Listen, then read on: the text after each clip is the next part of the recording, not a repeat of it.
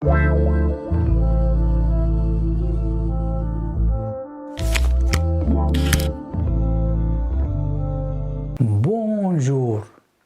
Chaque 16 septembre, l'Église célèbre ensemble le pape Saint Corneille et l'évêque Saint Cyprien, deux amis dans le Seigneur qui s'opposèrent aux erreurs, confusions et hérésies dans lesquelles de nombreux chrétiens des premiers siècles ont tombé.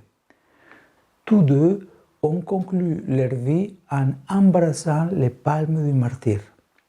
Le pape Corneille fut le premier à élever la voix contre Novatian, affirmant que sa position était hérétique, puisque Dieu ne refusait le pardon à personne et qu'il n'y avait aucune faute qui ne puisse être compensée par la miséricorde divine. Par conséquent, le pouvoir de pardonner les péchés pouvait être exercé par un ministre qualifié. Mais cela ne suffit pas et les deux amis, unis par le Christ dans la mission pastorale, ont souffert pour la foi et ont laissé un témoignage de fidélité à la vérité révélée, témoignage qu'ils ont excellé de leur propre sang. Il est important que nous comprenions toujours que l'amour de Dieu pardonne toujours tout, à condition qu'il y ait repentir et demande humblement pardon. Aujourd'hui, comme pilule, Jésus est la porte qui nous ouvre au dialogue avec Dieu le Père. Dans notre chemin de catéchèse sur la prière, aujourd'hui et les jours à venir, nous voulons voir comment, grâce à Jésus-Christ, la prière nous ouvre à la Trinité, au Père, au Fils et au Saint-Esprit, à la mère immense de Dieu qui est amour. C'est Jésus qui nous a ouvert le ciel et projeté dans la relation avec Dieu. C'est lui qui a fait cela. Il nous a ouvert cette relation avec le Dieu Trine, le Père, le Fils et le Saint-Esprit. C'est ce qui affirme l'apôtre Jean en conclusion du prologue de son évangile. Nul n'a jamais vu Dieu. Le Fils unique qui est tourné vers le sein du Père, lui l'a fait connaître. Jésus nous a révélé l'identité, cette identité de Dieu, Père, Fils et Esprit Saint. Nous ne savions vraiment pas comment on pouvait prier, quels mots, quels sentiments et quel langage étaient appropriés pour Dieu.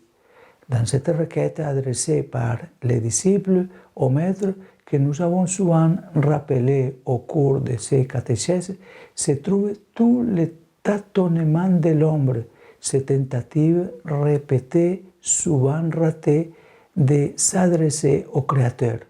Seigneur, enseigne-nous à prier.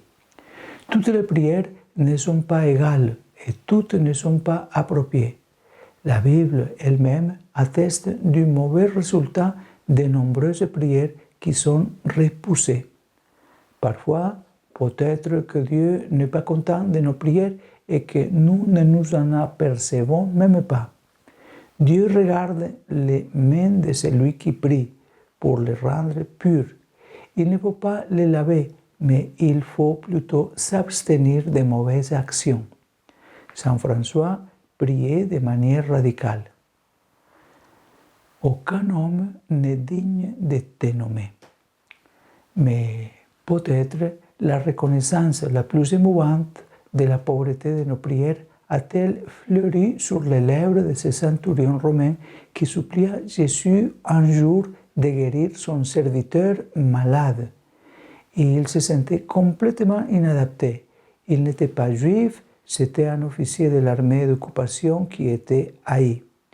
Mais la préoccupation pour son serviteur lui fait oser et il dit « Seigneur, je ne méritais pas que tu entres sur mon toit, mais dis seulement un mot et mon serviteur sera guéri. » C'est la phrase que nous répétons nous aussi dans chaque liturgie eucharistique. Dialoguer avec Dieu est une grâce. Nous n'en sommes pas dignes. Nous n'avons aucun droit à avancer. Nous boitons avec chaque parole et chaque pensée. Mais Jésus est la porte qui nous ouvre à ce dialogue avec Dieu. Que Dieu Tout-Puissant vous bénisse au nom du Père et du Fils et du Saint-Esprit. N'oubliez pas de partager ce contenu et de donner toujours un like. Merci.